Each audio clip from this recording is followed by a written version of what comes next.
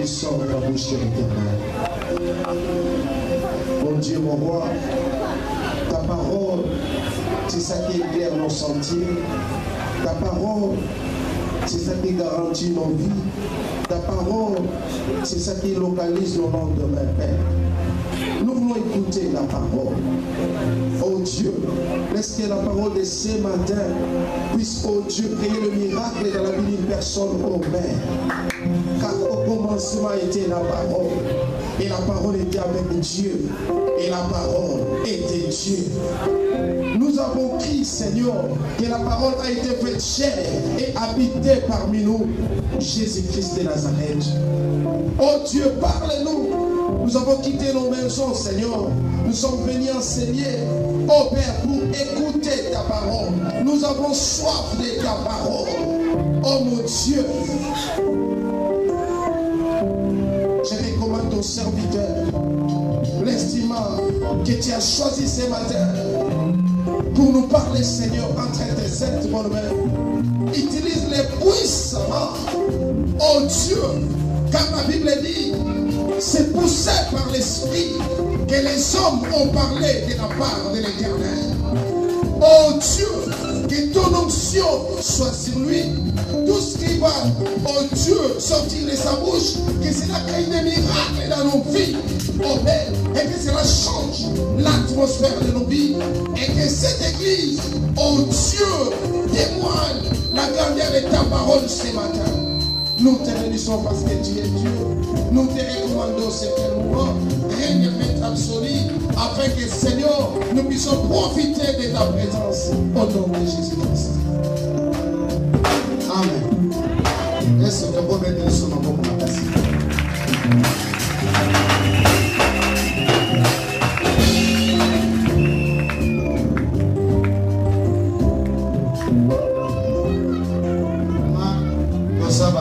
Esengo na tongo alelo tolingi toyoka monoko nzamba pona.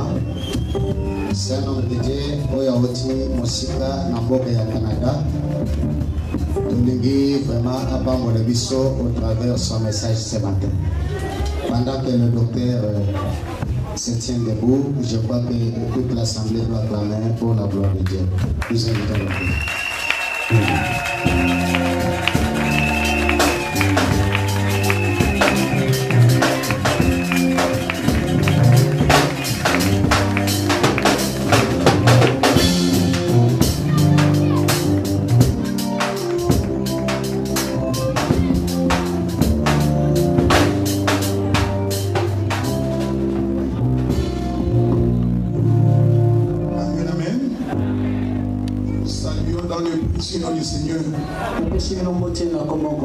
J'aurais voulu que nous prions avant d'écouter la parole. Je veux que tu pries pour les problèmes qui te préoccupent. Si tu es malade, va tenir là où tu es malade. Et je voudrais que nous puissions prier. Si tu as passé une mauvaise nuit, je voudrais que tu prennes l'autorité ce matin. Car la Bible dit ceci. Et au nom de Jésus, tous les genoux doivent fléchir. Toutes les dominations doivent. Est-ce que tu crois à cette parole? Est-ce que vous comprenez ce que je dis? Parce que si tu ne saisis pas la parole, ta prière est une abomination.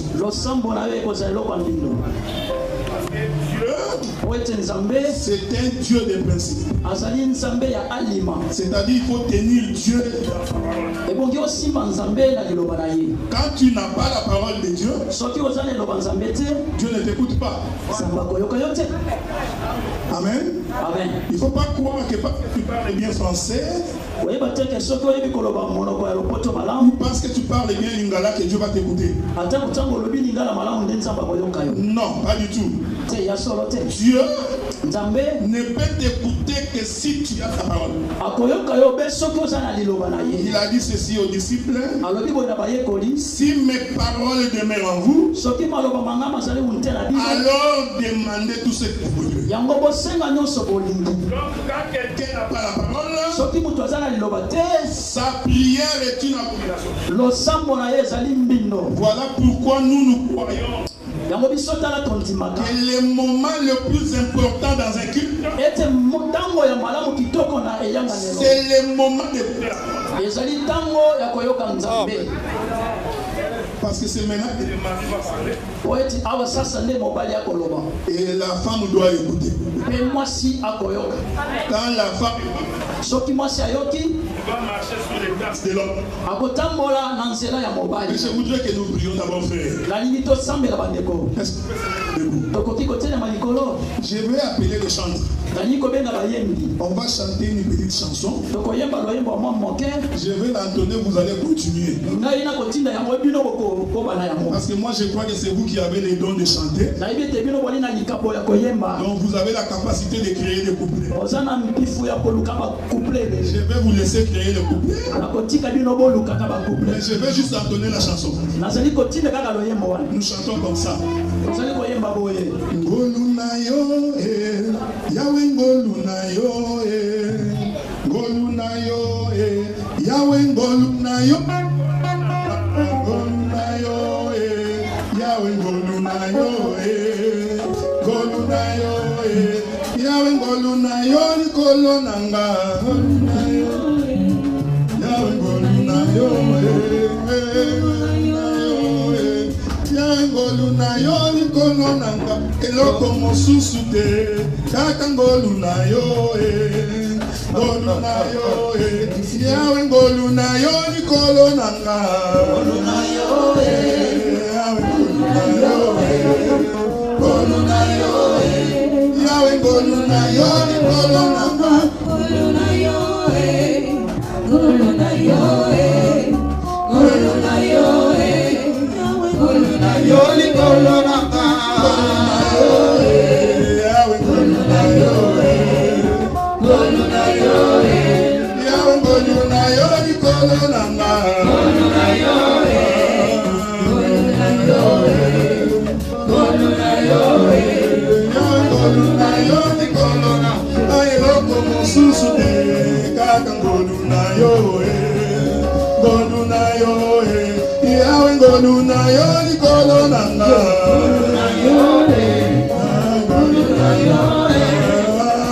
ngolunayo ngolunayo nikolonanga ngolunayo basi Yawe ngolunayo ngolunayo Yawe ngolunayo nikolonanga ngolunayo ngolunayo ngolunayo Yawe ngolunayo nikolonanga minyoko ngolunayo ngolunayo Yawe ngolunayo nikolonanga ngolunayo ngolunayo ngolunayo Yawe ngolunayo nikolonanga ngolunayo ngolunayo ngolunayo Yawe ngolunayo ngolunayo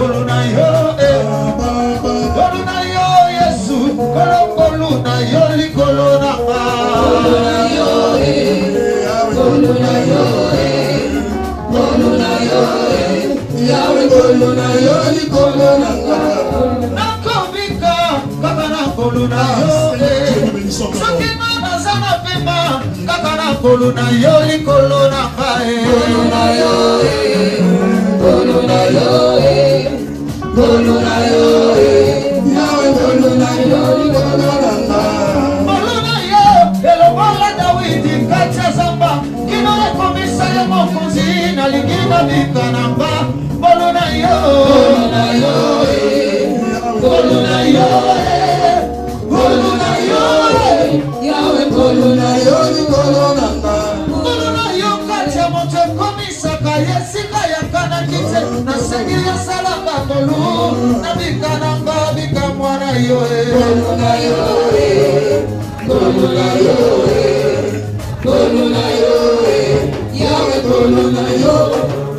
Maintenant tu vas prier. Tu vas pour ton problème. Tu vas prier pour ta maladie.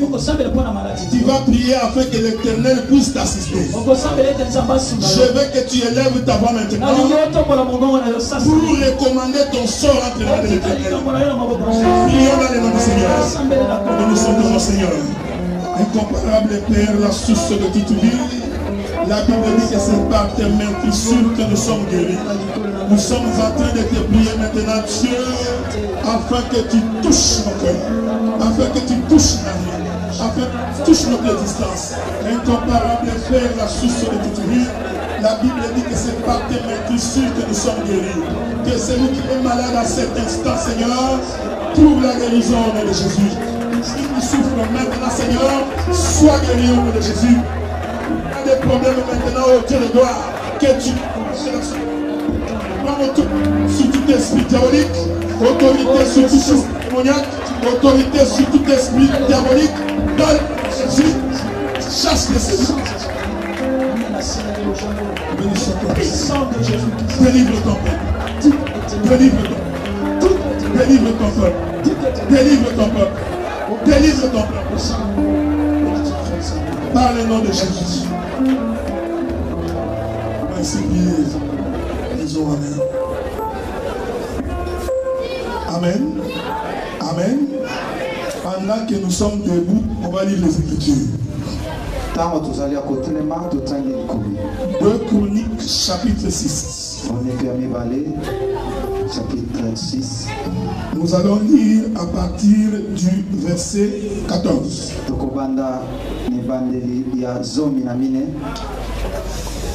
Ô éternel Dieu d'Israël, il n'y a point de Dieu semblable à toi. Dans les cieux et sur la terre, tu gardes l'alliance et la miséricorde envers tes serviteurs qui marchent en ta présence.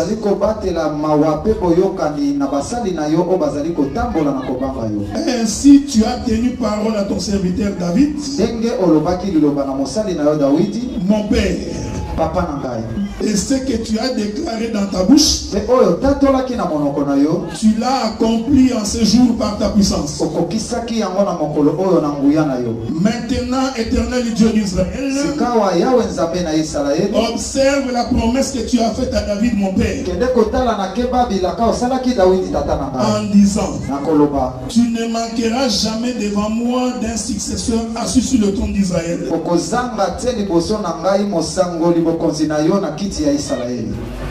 Pourvu que tes fils prennent garde à leur voix, qu'ils marchent dans ma loi comme tu as marché à ma présence. Nous allons sauter pour aller toucher le verset 23.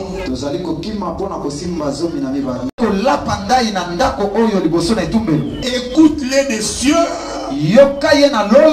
agis et juge tes serviteurs. Fais retomber sa conduite sur sa tête. Rends justice à l'innocent. Traite-les selon son innocence. Je vais encore sauter pour lire le verset 27. Exauce-les de la terre que tu as donné pour héritage à ton peuple. Que l'Éternel bénisse la lecture de la parole et son explication. Amen, amen. Amen. Nous vous saluons le précieux nom du Seigneur. Amen. Amen. Je suis en train de croire J'aurais souhaité qu'on me donne un micro avec un film. Parce que ce micro-là, il fait des coupures, ça, des fois, ça m'empêche de continuer.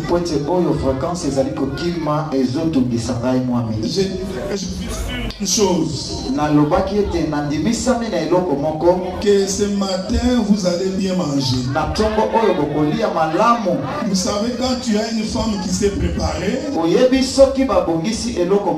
Non, si tu as une femme qui s'est préparée, tu n'as pas honte d'inviter les gens. Parce que tu es sûr que ta femme sait bien faire la bonne sauce. Gloire soit rendue au Seigneur. Parce que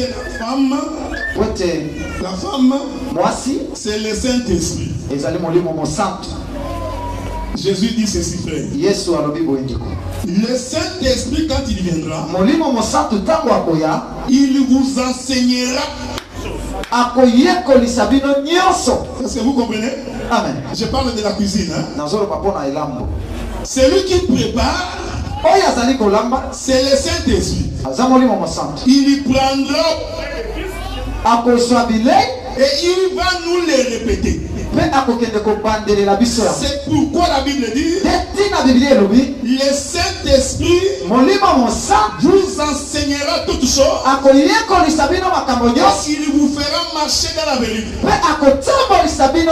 Quand quelqu'un a le Saint-Esprit, c'est quelqu'un qui marche dans la vérité. C'est la question que Pilate avait posée à Jésus. C'est quoi la vérité? Gloire soit rendue au Seigneur. Jésus n'a pas répondu.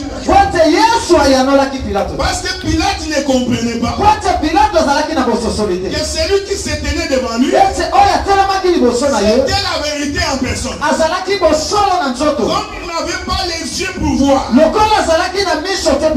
ne pouvait pas comprendre que Jésus avait dit: je suis le chemin, la vérité et la vie. Quand il posait la question, est-ce que c'est la vérité? Jésus lui disait: mais écoutez ce que la Bible dit. Je suis dans Jean chapitre 13. Quand Jésus réunit les disciples, il leur dit ceci: il est avantageux pour vous que je puisse m'en aller.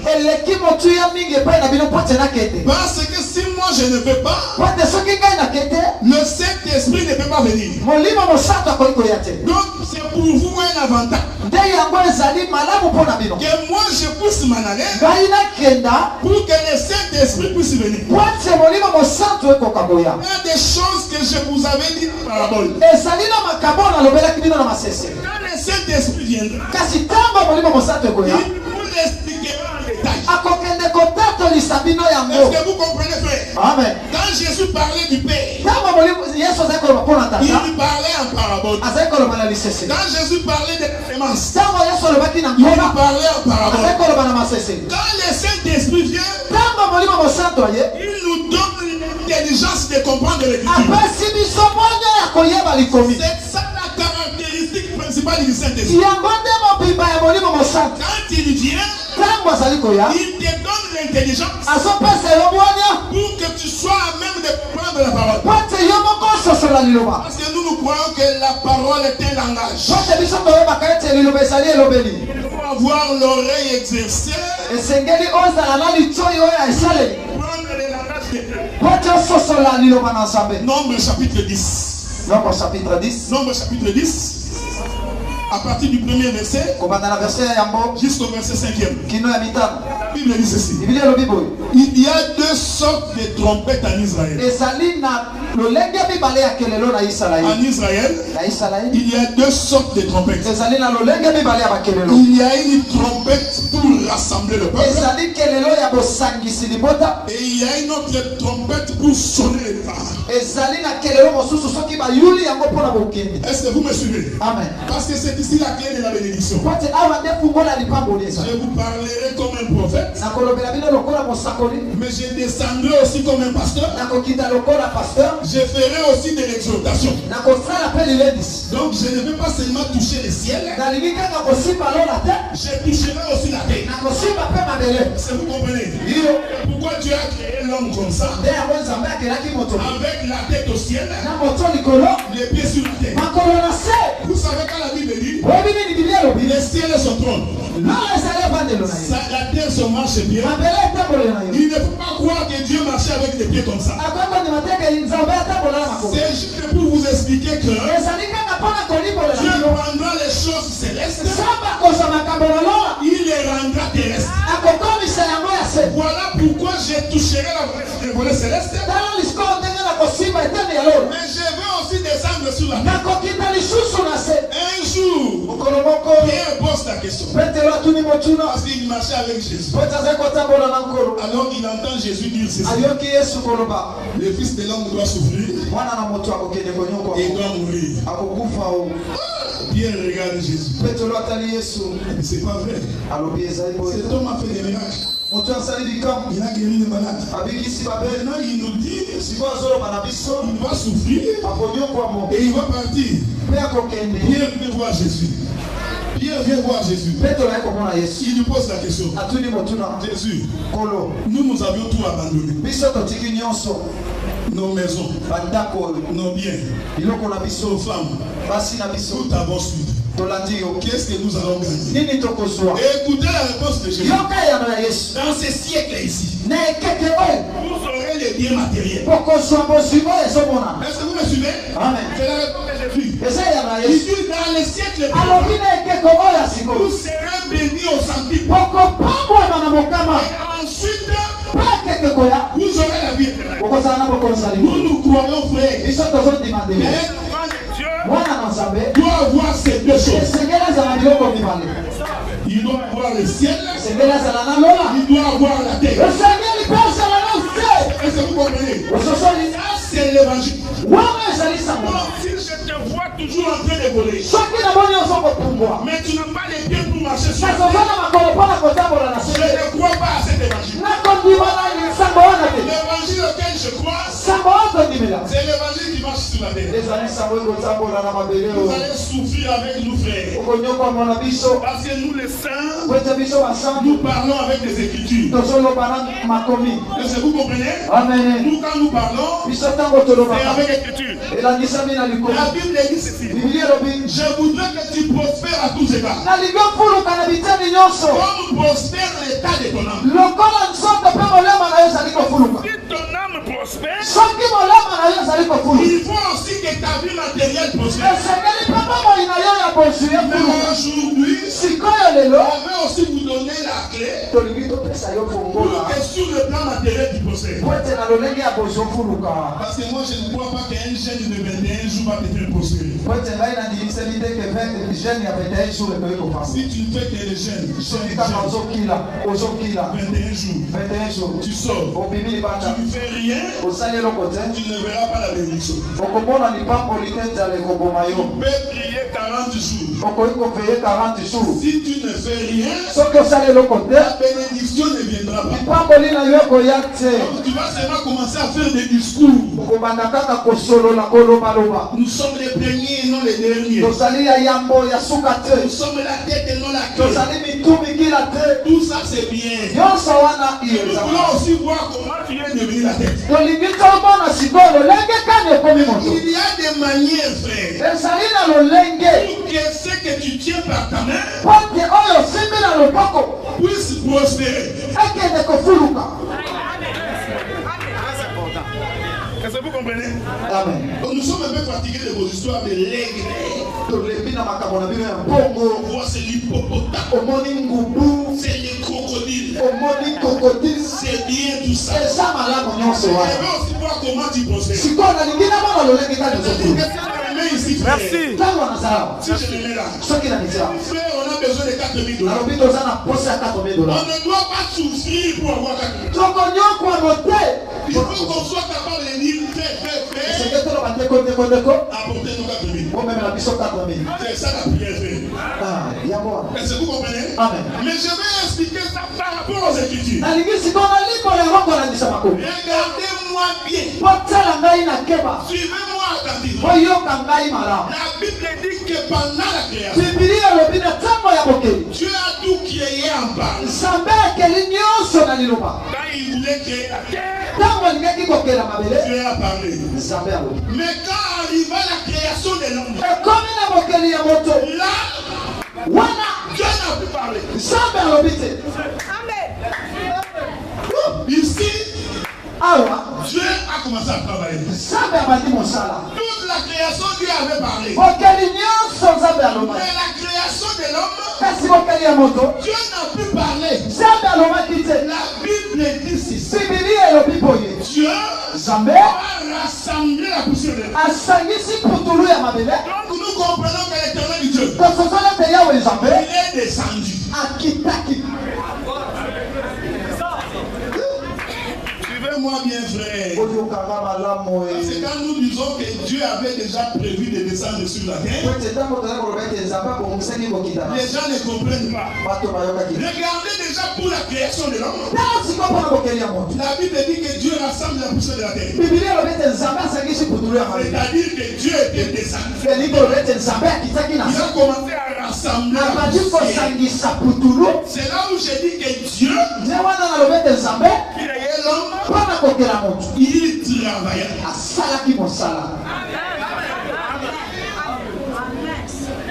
Je vais pousser ça très loin.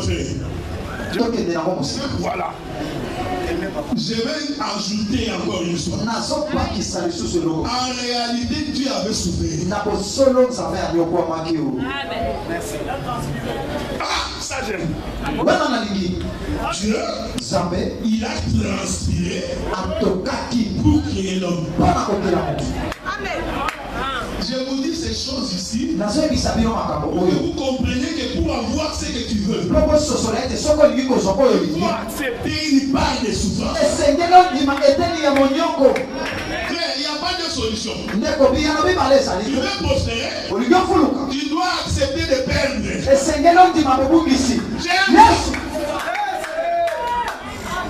La Bible dit ceci.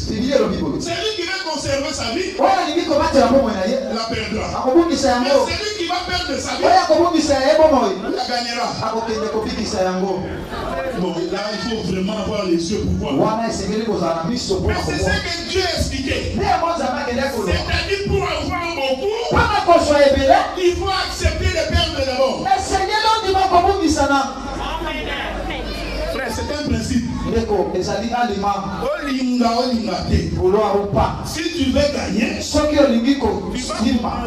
l'évangile, selon l'évangile, il faut que tu joues. Tu connais le jeu des dames, hein? Non, dames. Oui. Il y avait un jeu qu'on appelait quand on était petit. Qui perd gagne. J'aime ça.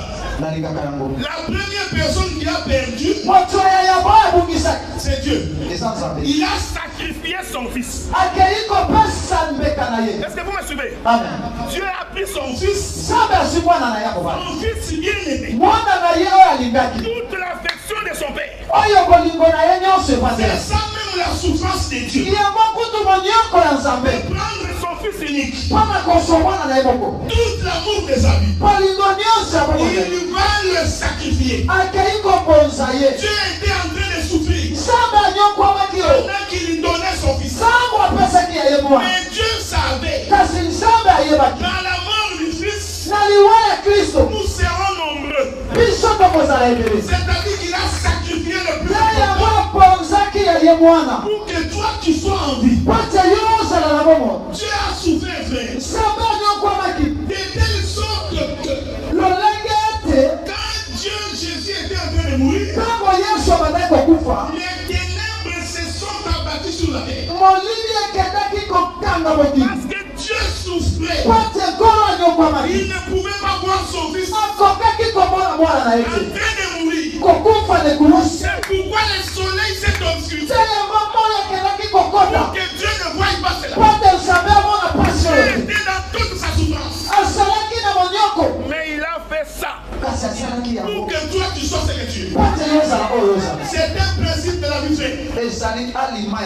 tu veux réussir, tu dois dépenser. Maintenant, les frères, ne dépense pas pour dépenser. Il y a des gens qui donnent l'argent là où il n'y a pas la terre fertile. Il faut aller jeter là où il y a la terre fertile. Ah, j'aime les Écritures. La Bible dit qu'un jour on avait pris le corps du prophète Élisée. On l'avait enterré. Maintenant, quelqu'un était mort. Les gens qui pleuraient les morts ont pris les morts. Ils sont allés pour aller enterrer les morts. J'aime ça. C'est ça même donné. Ils venaient avec les morts. La Bible dit que tout d'un coup, ils vont prendre leur cadavre. Ils vont le faire tomber là où il y avait les os du prophète Élisée. Est-ce que vous voyez? Ils ont donné. C'est un don. Mais qui est tombé sur une bonne terre. Sur les os du prophète Élisée. La Bible dit que les cadavres s'est levé. Parce qu'il a touché les os d'Élisée. Or, le véritable os d'Élisée, c'est les os du Seigneur Jésus-Christ. Quiconque trouve le Seigneur, tout celui qui trouve le Seigneur va voir sa vie ressuscitée. Je vous amène à regarder Christ. Regardez Christ. C'est là qu'il y a la source de la bénédiction. C'est là qu'il y a la solution à tout. Mais Dieu lui-même, il a accepté de souffrir pour que toi tu sois ce que tu es. L'évangile, ce n'est pas seulement marcher sur le rose. Il faut commencer d'abord par souffrir. Frère, la bénédiction commence par la souffrance. C'est-à-dire qu'il faut que tu sacrifies quelque chose d'important afin que tu puisses voir la bénédiction. Regardez. Pour avoir un sac de maïs, tu as pris un grain de maïs. Ce que tu avais, tu l'as semé par terre. Tu l'as perdu. Ce qui est grave. Ce qui est grave.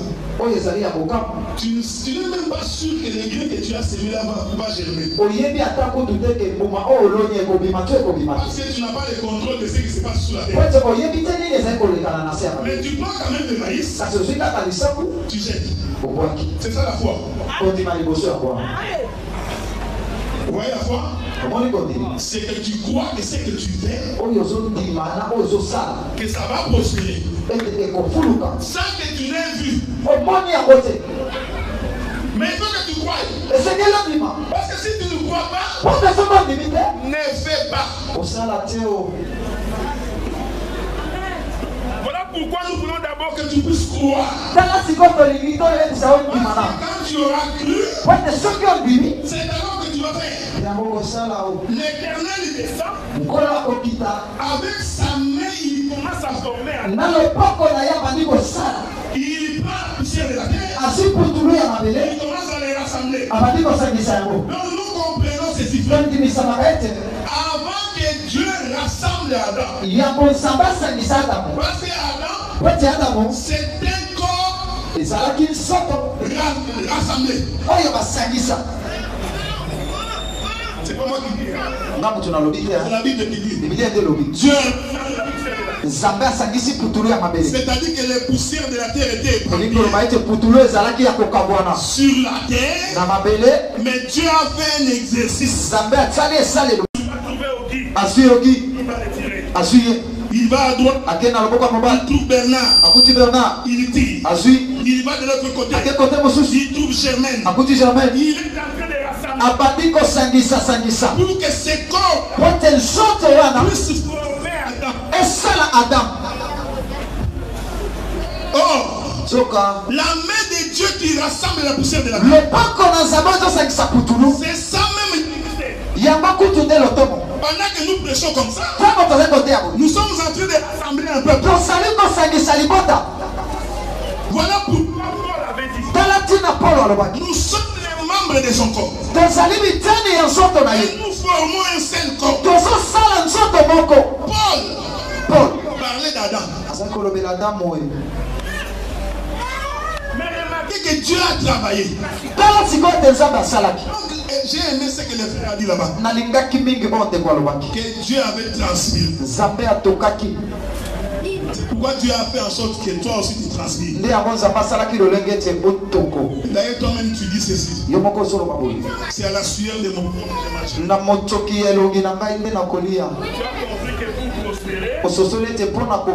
Tu dois souffrir. C'est-à-dire que tu dois transmettre. Nous parlons avec des écritures. C'est pourquoi dans le jardin de Gethsemane,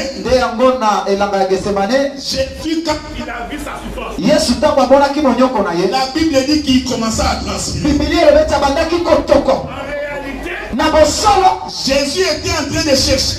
Il était en train de chercher l'église.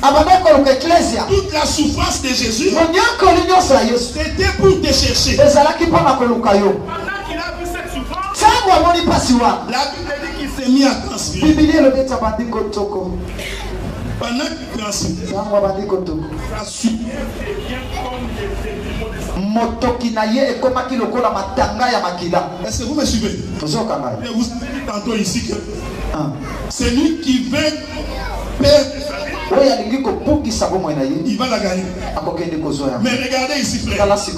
Quand Jésus est en train de souffrir, sa sueur devient comme le sang. Et comme le livre de Lévitique nous dit ceci, la vie se trouve dans le sang. En réalité, le sang que Jésus, il était en train de donner une vie pour que toi tu sois racheté. Et ce sang-là, makila wana est en train de tomber sur une terre, portion de terre. Na eteni moko ya mabele. Le sang de Jésus. Makila na Yes tombé sur une portion de terre. Ekoi likolo eteni ya makila. Ya mabele. Pate yo tu sois sauvé. Okangola. Premier principe. C'est que il faut que tu acceptes de travailler. Esengelo ndi mamosala. Il faut que tu acceptes de souffrir. Esengelo ndi makonyokwa. Pate pourquoi on appelle ça sacrifice?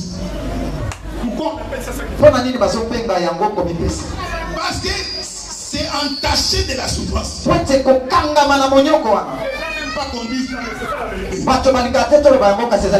je te dis frère, donne-moi 5 000. Ton cœur doit souffrir. 5 000. J'ai dit 10 $, tu vas donner. Mais 5 000 balles. Là, le calcul va commencer. 5 000. Je dois payer ceci. Tu vois, la souffrance, c'est ça même les bons sacrifices. Et c'est là où se trouve la bénédiction. Donc Dieu lui-même, quand il a sacrifié le Seigneur, il a sacrifié tout son monde. Mais Dieu savait qu'en sacrifiant l'amour de lui, j'aurais beaucoup de gens qui croient. Jésus, c'est le grain de blé que Dieu a jeté par terre, qui dans sa mort et dans sa résurrection poussons être nombreux. Donc c'est il faut que tu acceptes de sacrifier quelque chose pour que tu puisses avoir aussi beaucoup.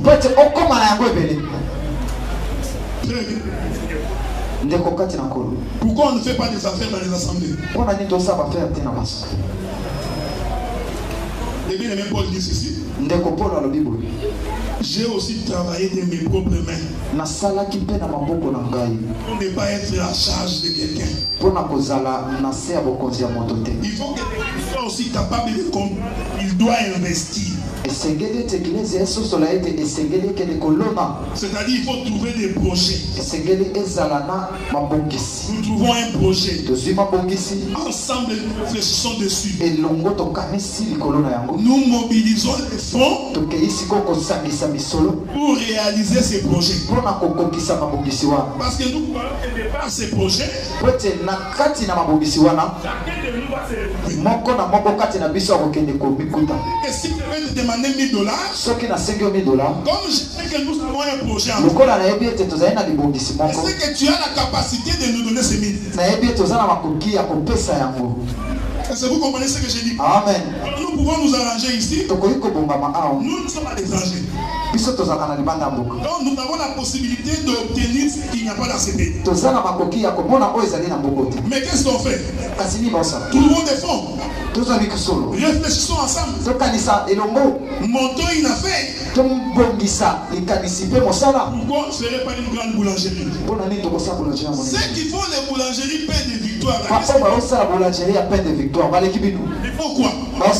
Juste la farine. La machine. Ils mettent un peu du sel. Ils fabriquent les pains. Ils deviennent des millionnaires. Il n'y a rien. Il n'y a pas de la magie, il n'y a rien là-dedans. C'est-à-dire qu'il y a eu des gens qui ont acheté la machine. Vous voyez, frère? Ils ont sacrifié.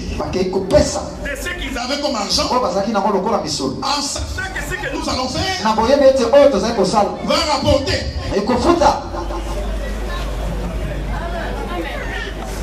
Donc, il faut arrêter les... Dieu donne-nous le pain qui tombe du ciel. Ça tombe. Dieu bénis-nous, bénis-nous. Non. Tu vas prier comme ça, ça ne va pas arriver. Ce que Dieu a mis entre tes mains.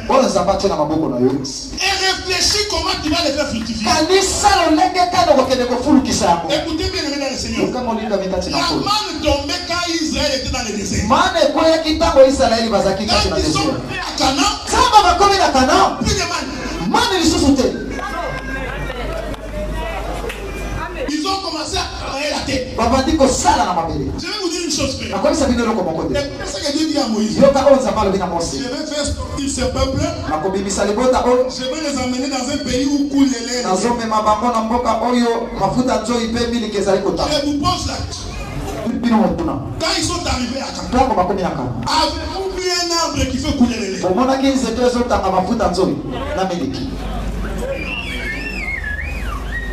Vous voyez? Je ne comprends pas. Tu vas répéter seulement répéter. Après tu vas prendre Dieu pour un menteur. Dieu avait dit, je vous emmène dans un pays où les lait et ils sont arrivés là-bas. Il n'y avait pas un arbre qui faisait couler les lait et le miel. J'aime les Écritures. Parce qu'en réalité, Dieu leur disait ceci. Quand vous allez arriver à Canaan, ce que votre main fera va prospérer. Déjà cru avec Dieu. Déjà à Canaan. Maintenant, travaille.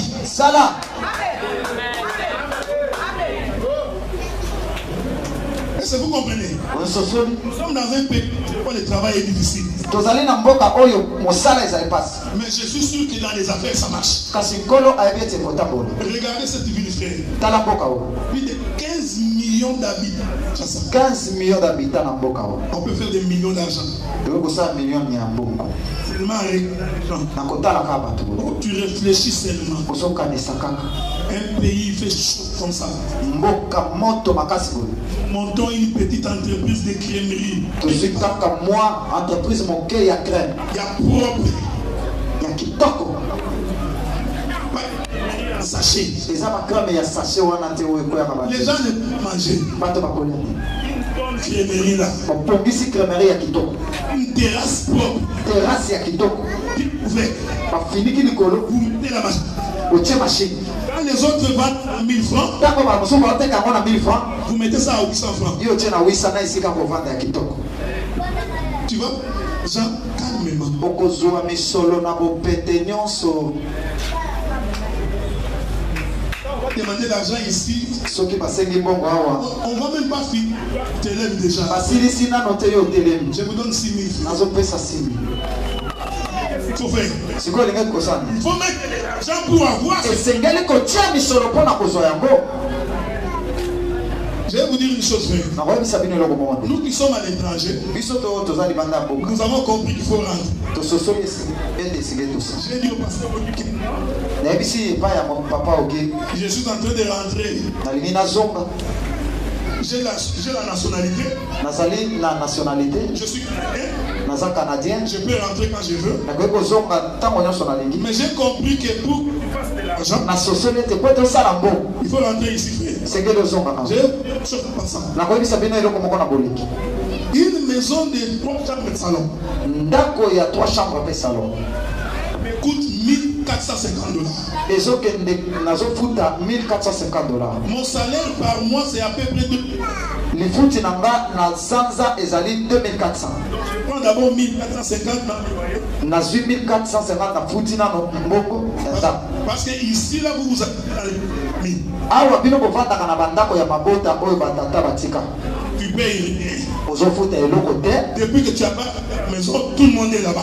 Ah, uta osomba ndako batata mwasi bana ya banoko na ya baleki. C'est avantageux à faire. Eza peza moto ya ifoko keba. Mais moi, si je ne paye pas un mois, Ba soki na futi 200 yoko. on va aller prendre un huissier. Bakei kozwa huissier. On me met dehors. Batie biloko libanda o. Je suis dans un pays étranger. Naza na mboka mopaya. Je ne peux pas aller habiter chez l'oncle. Nakoki kovanda nazaka na noko kuna te. Donc, je suis obligé de payer ses loyers. Esengeli nafuta misolo ena. Donc, 1450 $ gratuit. 1400 ya movimba nafuti.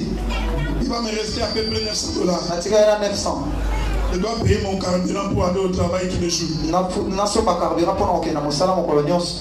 Je dois payer l'assurance de la voiture. Nafuta assurance ya mutuka. Ce n'est pas comme ici, la voiture peut circuler sans Eza assurance. lokola awa ata mutuka eza na vignette te okotambola. Là-bas, si tu ne payes pas l'assurance, Kuna soki ofuti te, les policiers ne sont pas comme les roulages. bapolisier baza lokola baroulage Ils te. sont dans des voitures derrière les Baza gens. na mituka na kati na mituka pe nsima na Dès bino. qu'il va voir ta plaque, Ntango bazomona plaque na yo, il tape dans son ordinateur. beti na ordinateur na ye, L'ordinateur lui dit que cet homme n'a pas payé l'assurance. ordinateur ayebisi ye moto oyo azali na nyongo. Automatiquement, Mara moko batelemisi yo. les tickets, quand tu n'as pas payé l'assurance, Tike soki ofuti assurance te, c'est 2000 $. $2000. Ah. Et sois sûr que le gouvernement va récupérer ces 2000 $. Yeba ete gouvernement ekozwa yango sanke osilana na roulage. Ticket de 2000 comme ça, Ntango oza na tike ya 2000, demain matin, tu ne fais pas sortir le véhicule. lobi okobimisa motuka te. Donc, tu payes la Ofuti La télévision, quand tu branches, ça te montre les riz, l'os. télévision ntango ka ozotia loso. Il faut que tu t'abonnes. Esengeli osabone. $100 par mois. $100 na sante. Il y a des entreprises, quand tu vas chercher le travail, Eza na baentreprise to okoki oluka kosala. pour qu'ils soient sûrs que toi, tu es quelqu'un de responsable, Po ete bandima ete ozali moto mpenza ya il faut bosolo. que tu leur donnes ton numéro de téléphone. Esengeli opesa bango nimero ya telefone oyo ya ndako. Pas les mobiles, pas ça. Portable te ya ndako. Et quand il tape sur l'ordinateur, Ntango bazobeta na ordinateur, l'ordinateur lui dit que ce numéro de téléphone, ordinateur ebisi nimero ya telefone oyo c'est pour telle maison, tel appartement, tel numéro. ezali mpona ndako songolo appartement songolo papa. Non, tu ne peux pas tromper. Okoki kokosa te obuka simu. 60 $ par mois. Okofuta $60 na Maintenant, sante. quand tu vas compter, manger, Ntango ozotia kolia, payer l'électricité. ofuta courant. Ouais, ici, quand tu ne payes pas l'électricité, Oyebi awa soki lotiliki ezali te, l'agent de la SNEL vient, bato ya snel baye il coupe. bakati Pas là-bas. kuna te, Il regarde sur. batai na ordinateur, Tu n'as pas payé. ofuti te, On clique seulement un bouton. bafinika buto moko pa Toi, tu n'as plus l'électricité. u molili. Donc, Donc tu n'as pas quelqu'un à qui va te plaindre. Non, non. Ils appuient tout. Tu es dans les noirs. Tu vas appeler toi-même. Je suis sans courant. Frère, c'est compliqué, tu n'as aucune. Quand tu n'as pas le courant, on va venir te ravir les enfants. Il suffit seulement que l'enfant dise que j'ai dormi dans les noirs.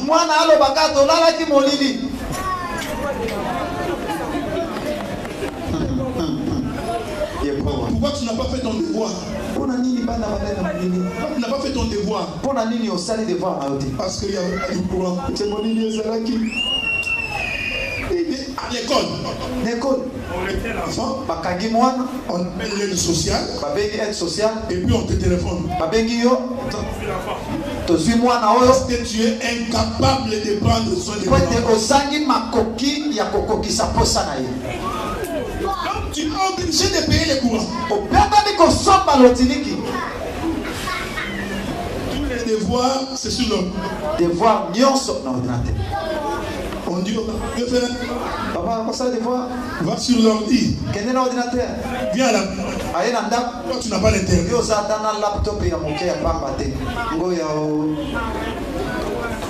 Le système était. Tout l'argent qu'on te donne, on le récupère. Le système est récupéré. Donc, je vais me retrouver à la fin du mois avec peut-être $80. Maintenant, les gens du Congo commencent à appeler. L'autre principe pour réussir, c'est qu'il faut croire. Il faut persévérer. Quand Israël était en Égypte, il n'avait jamais vu la face de Pharaon.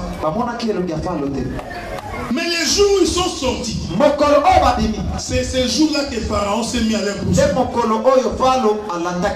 tu es dans les camps de l'ennemi, l'ennemi ne s'inquiète pas parce qu'il est dans son camp. Mais dès que tu sors, il se met là pour te poursuivre. Mais il faut comprendre que le combat que tu as, c'est un signe pour démontrer qu'il y a quelque chose de bon qui arrive. Cessez de croire que toutes les difficultés que tu as, c'est toujours quelque chose de mauvais. Il y a des fois le chemin sur lequel Dieu te fait placer pour t'apprendre quelque chose qui va venir. Pour que tu apprennes à combattre. Parce que si Dieu avait enlevé tous les ennemis, toi tu n'allais plus combattre. Écoutez ce qu'il dit. C'est tout autour d'Israël. 7 nations. Pour que Israël apprenne à combattre. Quand il se détourne de la voie de Dieu, je vais envoyer une nation pour combattre. Donc il y a des choses qui peuvent arriver dans ta vie. Et Dieu est en train de t'enseigner. Il t'enseigne à persévérer. Il t'enseigne à combattre. Il t'enseigne à résister. Pour que tu réussisses en affaires. Apprenez à combattre. Quand nous faisons des affaires, ne dors pas. Ne dors pas. Il y a des frères qui dorment. On te dit frère, nous avons un marché de $7,000 à 9h.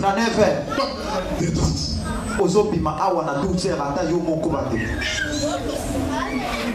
Non, celui qui fait affaire, il apprend à combattre.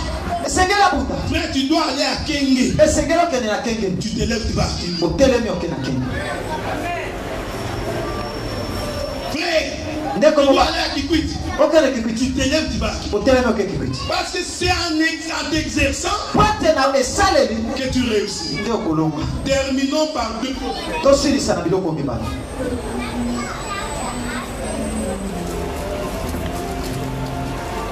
Un jour, Jésus s'est promené. Pendant qu'il se promène, il croise ces paralytiques de 38 ans sur une natte. Tu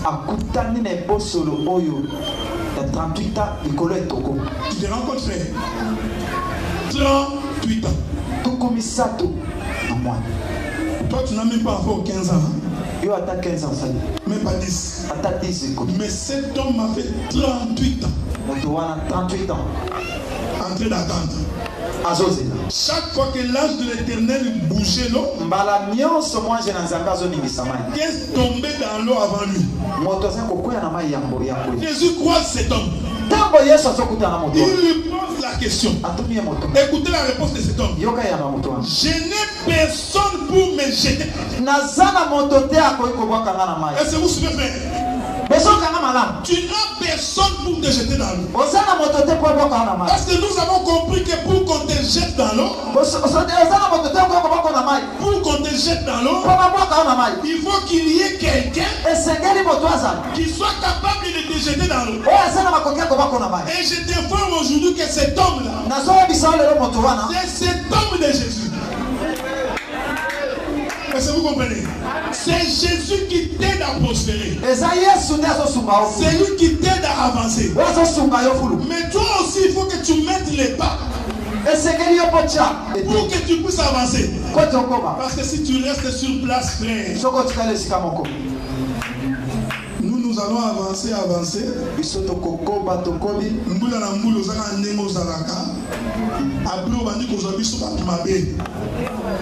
En réalité, c'est parce que tu n'as pas voulu prospérer avec le Seigneur. Voilà pourquoi ce matin, j'ai exhorté à comprendre qu'il ne suffit pas de croire que la bénédiction va tomber. Il y a aussi les chemins de la bénédiction sur lesquels je vous demande tous de vous investir pour que nous puissions voir la prospérité matérielle. Amen. Et je crois que c'est aussi ça que l'Éternel vous bénisse.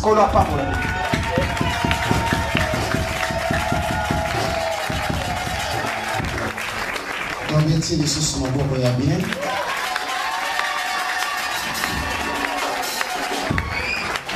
Est-ce que vous pouvez dire sur mon beau bien?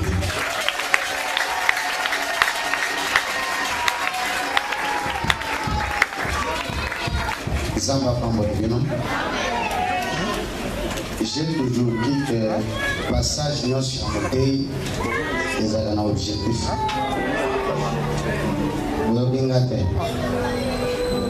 Le passage sur mon pays est un objectif.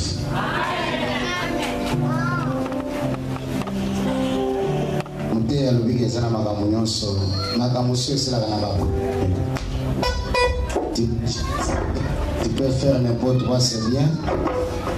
Ailleurs l'exhibition, c'est l'ennemi de trop bien. Amen. Amen. Ce qui bataille, non, pas y avoir. Tous à moins de descendre. S'il vous plaît, papa, s'il vous plaît. Mais ce qui toque, aussi que la réflexion, comme on a souvent, tous en bon et alloyé, incapable de vous aider ça $50. Papa, s'il vous plaît. Incapable de vous aider ça $50 et alloyé. Incapable de vous supporter bataille. Incapable de vous foutre la bataille. Pourquoi ma mécanicien a bloqué? Je vais partager ma solo tout solo n'a passé au Yazo en Amérique, je crois dans une semaine où il y a Rosanna. Quand on a le doigt là, quand on a le les enseignants de la zone ils sont photo bien de musique. Vision Ghana naona lingazamba pesi kisu na kugia kubanda bon ya lemba. Si nasikia tosumba ngoto akuyanza même s'organiser les lots de sala ngolo donc c'est la maman ya surprise. Voilà après prière. Bible le dit qu'aujourd'hui si vous attendez ma voix boya no langate comment la Bible dit? Moi, dans un million sur la bonne de la cao, abimabé. Frère patient, bon, on a eu un téléphone, adresse, copé, c'est vraiment 23 slabis, ma plutôt registre. Donc, autant on a un aussi à mon